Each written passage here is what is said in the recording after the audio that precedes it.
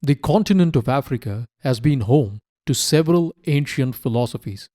The Igbo are an ancient people, and the Igbo faith is yet another ancient faith that aligns well with the tenets of Dharmic philosophy. The area considered to be the Igbo heartland is the current Imo state in southeastern Nigeria, but the true extent of Igbo land is much larger. Before we go into a detailed analysis of the Igbo faith, let us address one important point.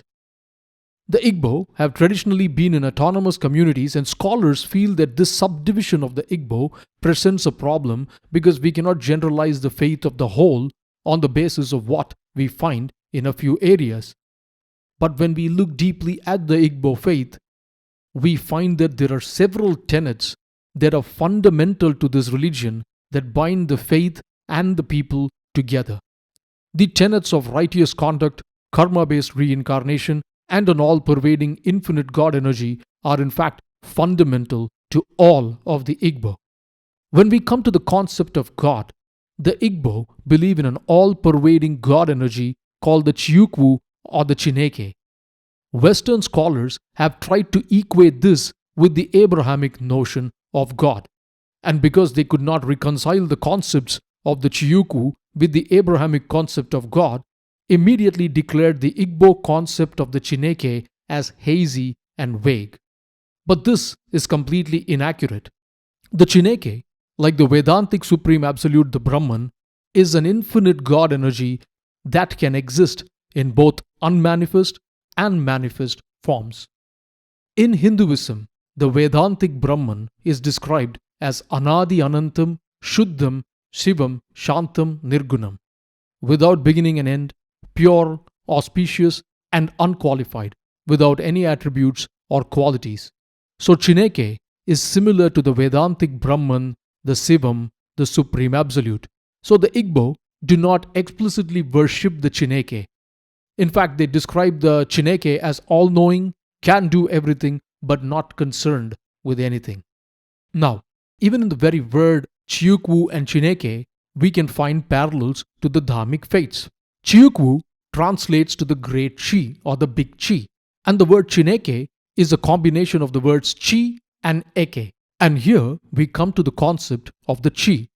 In an attempt to make the Igbo religion conform to the Abrahamic worldview, Chi has been erroneously translated as God within and personal God, but the whole concept of Chi has a deeper philosophy behind it.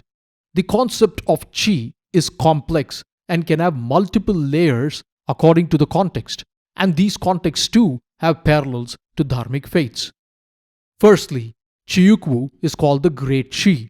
So here, the Chi represents the Supreme Absolute, the Infinite Consciousness, the Brahman, the Shivam, as already mentioned.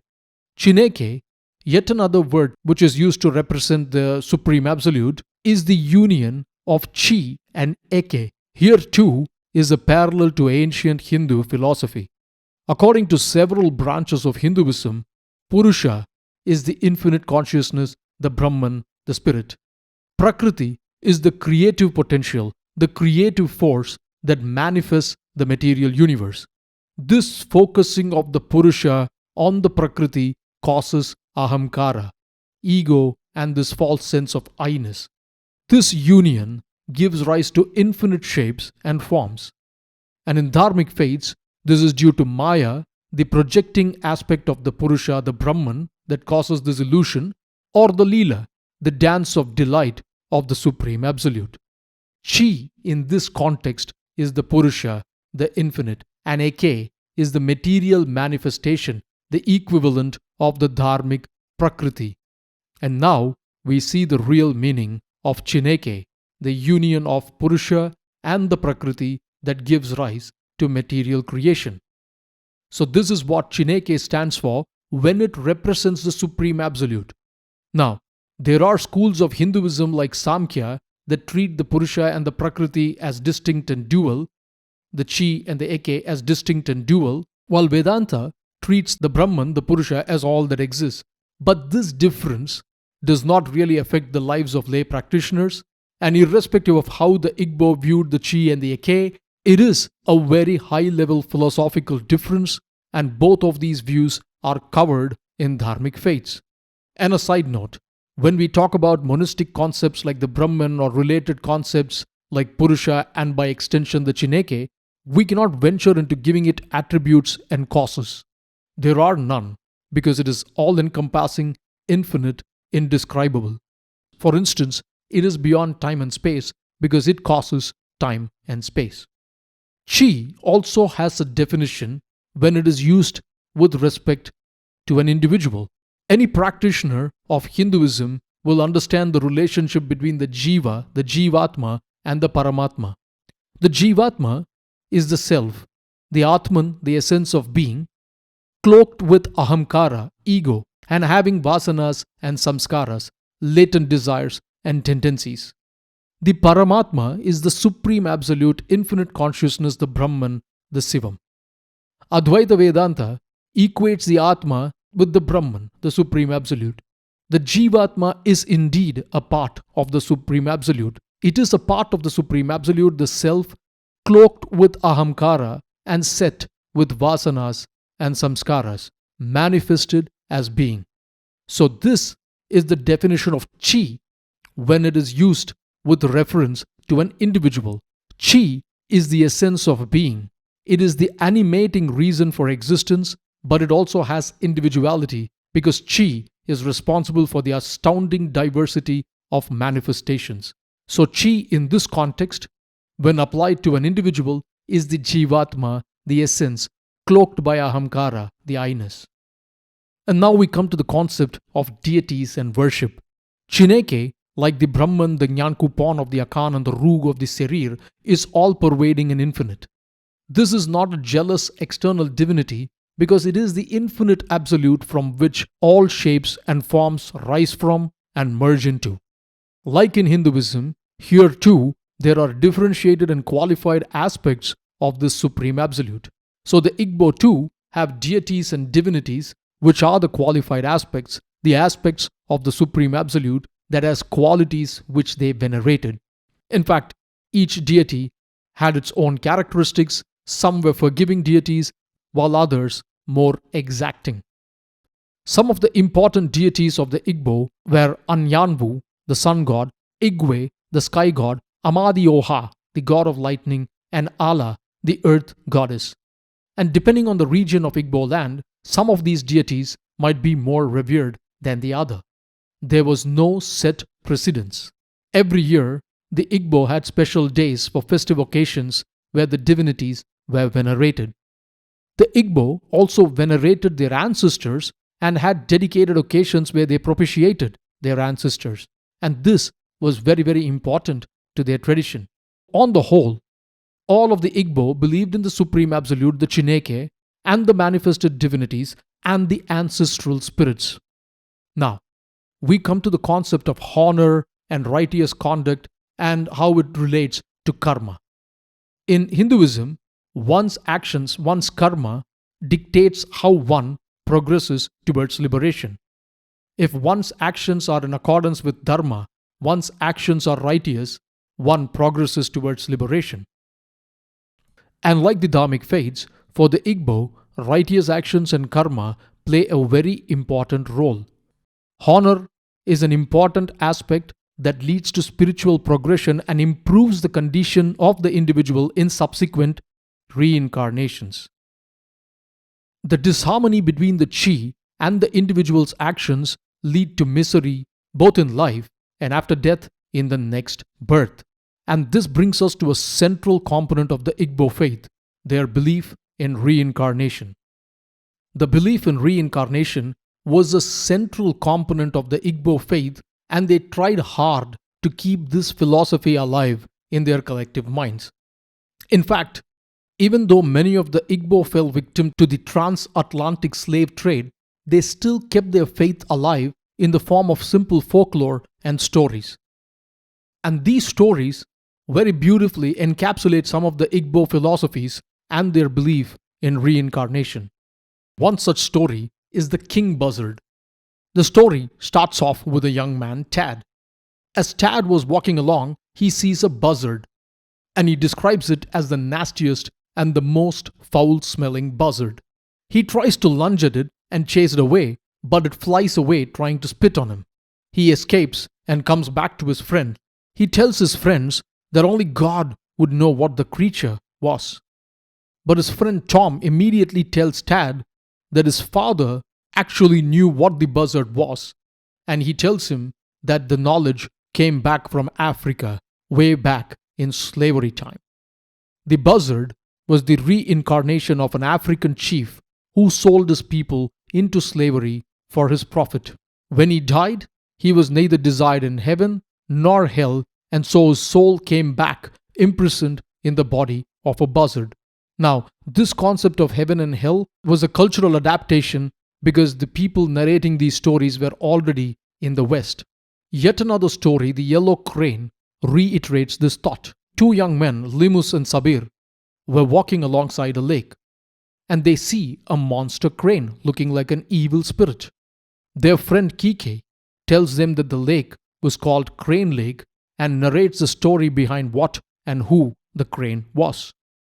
He tells them that there was a man trained as a doctor who used his skills to kill his patients, especially black patients, and would walk to the lake to boast of his deeds.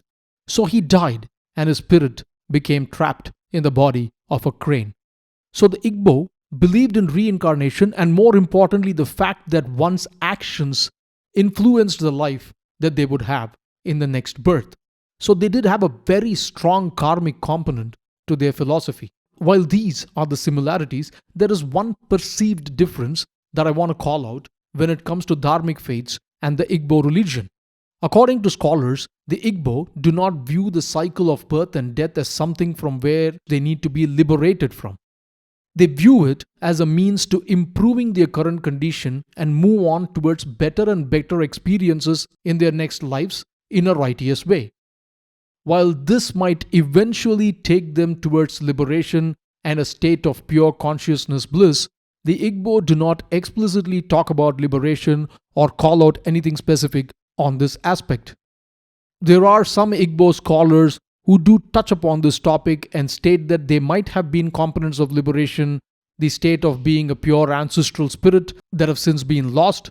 That again is something that needs to be confirmed.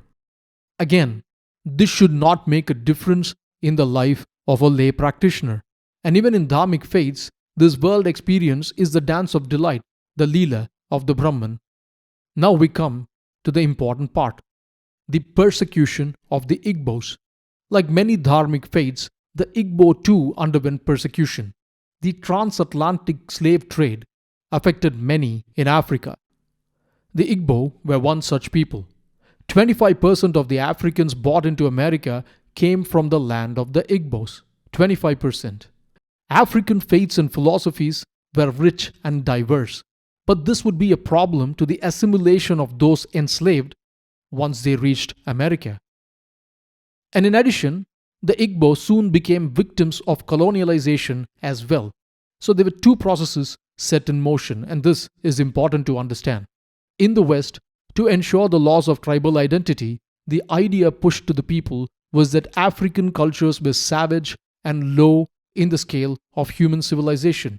This ensured a syncretization of the enslaved Africans and made assimilation easier. In colonial Africa, the process was reversed. The actual underlying common factors in these philosophies were ignored, divisions highlighted, and people pitted against each other. In the 19th century, the transatlantic slave trade started declining, but north of the Igbo land, another crisis emerged. In 1804, the Fulani War, also called the Islamic Jihad of Usman Dan Fodio, erupted. Usman Dan Fodio, an Islamic scholar, assembled an army and waged war on the Hausa kingdoms of northern Nigeria. The Hausa kingdom fell, and in the years that followed, the Sokoto Caliphate was established. This was in the regions to the north of the Igbo land. The transatlantic slave trade by this time had started declining, but the Sokoto Caliphate changed that and recharged the slave trade in the regions to the north of the Igbo land. More than 1 million non-Muslims, some estimate put the count at around 2.5 million, were captured as slaves during the Fulani War and put to work in plantations. Slave raiding was very common, and this caused havoc to vast regions in the area. In fact, many regions were actually completely depopulated because of this slave raiding. Some of the decentralized Igbo regions may have been affected by this as well. After the tumultuous 19th century, the beginning of the 20th century brought the British as a colonializing power into the land of the Igbos. In Africa, with the advent of the British, attempts to convert the Igbos to Christianity had already begun in 1857. It initially did not gain much traction because the Igbo were very indifferent to this foreign faith. The British military occupation of the Igbo country started, and there were many social disruptions. According to scholars, frequent military patrols led to soldiers destroying farms and molesting the villagers. The British did treat some Igbo villages that were converted to Christianity with a bit more respect. So this preferential treatment led others to convert. The other force at play was the forced labor and the porterage system which the British regime imposed on the Africans. The British used forced labor for building government stations, roads, and other infrastructure. They also used physical manual carriers as the main means of transportation. If one tried to avoid this conscription into forced labor, punishments involved flogging and long prison sentences. But if one was a Christian, the missionaries were quick to intervene, and many young Igbo men embraced Christianity in an attempt to circumvent the new colonial situation. They could continue their education and avoid being conscripted into forced labor. Even today, some of the Igbo still maintain their traditional faith. And even as recently as 1993, the clergy complained that the obstacle to the full conversion of the modern Igbos lies in the ability of the church to find a way by which the Igbos' devotion to their ancestors and other benevolent spirits could be readjusted solely towards God. So both colonialization, the transatlantic slave trades, and internal wars led to the persecution and the erosion of the Igbo faith. While it is tempting to blame one group or the other, unfortunately, ignorance, greed, and rampant materialism brought about this situation. A deep analysis of the Igbo religion reveals the parallels to Dharmic faiths. The Igbo too believed in a monistic infinite God energy. They believed that karma, one's actions, led to reincarnation, and righteous conduct alone could lead them towards spiritual progression. Even today, many Igbo still practice the faiths of their ancestors. The faith that taught them to venerate their ancestors, be in harmony with their chi, understand the cycle of birth and death, and remember that dishonorable conduct makes one fall out of harmony with the chi, and righteous conduct alone was the way towards spiritual progression. As always, the known is a drop and the unknown an ocean. Peace.